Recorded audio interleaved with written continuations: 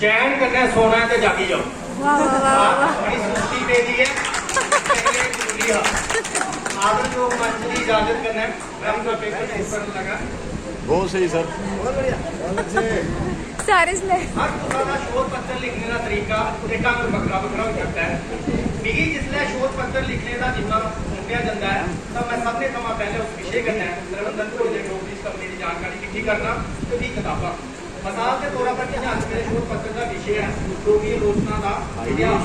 तब मिगी जियां मिगी विषय हुआ मैं सारे का पहले डोगरी आलोचना से पेपर करने बारे जानकारी इकट्ठी शुरू की थी, जिसके नतीजे मेरे सामने जो शोध लेख आए वो किस चीज चाली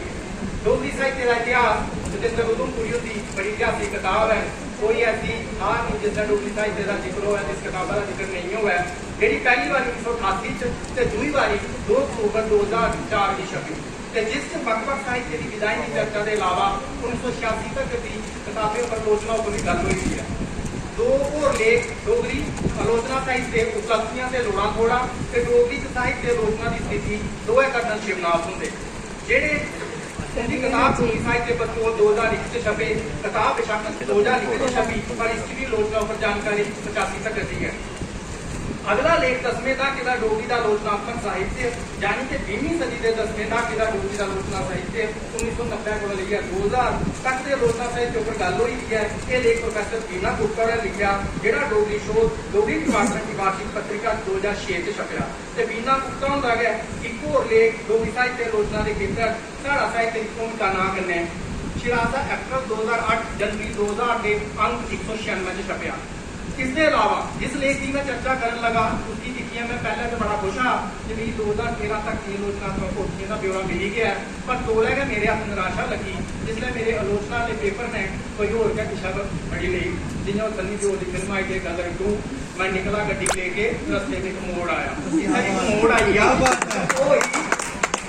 ये दिशा पकड़ी ली थी। दिशा ही साहित्यिक चोरी हाँ जी 1988 छपे थे डोगरी साहित्य इतिहास जितेंद्र उधमपुरी की आलोचना पर लिखे थे लेख जिसका जिक्र मैं पिछले भी करी आया ये उसकी हूबहू नकल ही नकल से नकल आपको उससे लेगी मुड़ी है नमा ना देइए उसने छापी हो है मेरे आस्ते हैरान करने की गल ही लेखक ने डोगरी साहित्य काफी नाम नहीं लेता है साहित्य अकादमी तमा अवार्ड भी मिल चुके हैं लेकिन उस समय बेग नहीं अपने लेख डोगरी साहित्य आलोचना का इतिहास एक जायजा के खीर और लिखते हैं कोट डोगरी साहित्य आलोचना का क्योंकि उज्जल है तो मेद करने कि साढ़े आलोचक साहित्यकारें की सही रस्ता पाते रोंगन कि पाठकें की साहित्यकारें कन्नै जोड़ने का काम करते रोंगन अनकोट तुम्हें की सही रास्ता पाने की सलाह देने वाला आपको कुछ गलत रास्ता पे गया पता नहीं लगा। मैं इस मंच में एक नया जानना चाहना ऐसे लोगों की जो दुबे की मेहनत की अपना नाम देने जरा भी शर्मशाका महसूस नहीं करते। एक गल नहीं है पत्रिका का जिक्र मैं बहुत इस करना पर कीजिए इतने गल जुड़ा दी है किस करी है मैं शिराजा डोगरी कॉन्फ्रेंस अंक अगस्त सितंबर 2017 जिक्र करना चाहूँ जरा कि 2016 बड़े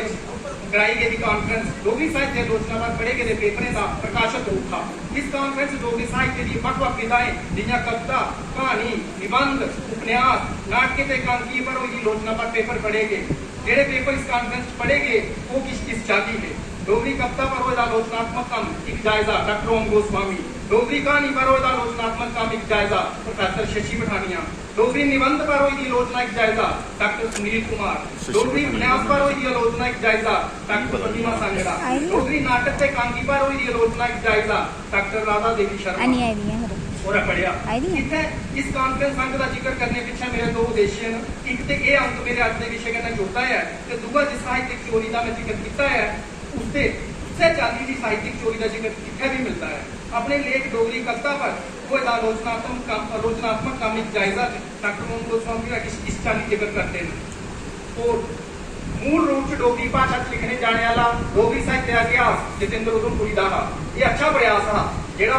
जिहदे थमां लेखक की मेहनत स्पष्ट झलकदी ही। कुतै कुतै समालोचना का प्रयास भी होया हा, पर असेंगी इस पर यह इतराज हा कि इतिहासकार ने साढ़े द्वारा लिखी दियां दर्जन डो दी किताबें दियां भूमिका बगैर संदर्भ दित्ते दे अपनी कलम का हिस्सा बनाई लेदियां हियां। इन्हें भूमिके किताबें की पछाण भी है ही ते समालोचना भी। असेंगी ये कारगिर्दी अपने कापीराइट का बंजन बुझोई तां उधमपुरी होर ने संस्करण इसी सुधारने का यकीन दवाया। समालोचना के खेतर असें पिछले ईमानदारी की गल की है, उसके बाद इसे घटना की प्रेरणा मौजूद है। अनकोट सफा 3637 शिराजा अगस्त सितंबर 2017। जिस लेख का मैं पिछले जिक्र किया है वो 10 लेख नाम की पोथी जी 2014 छपी उस शामिल है।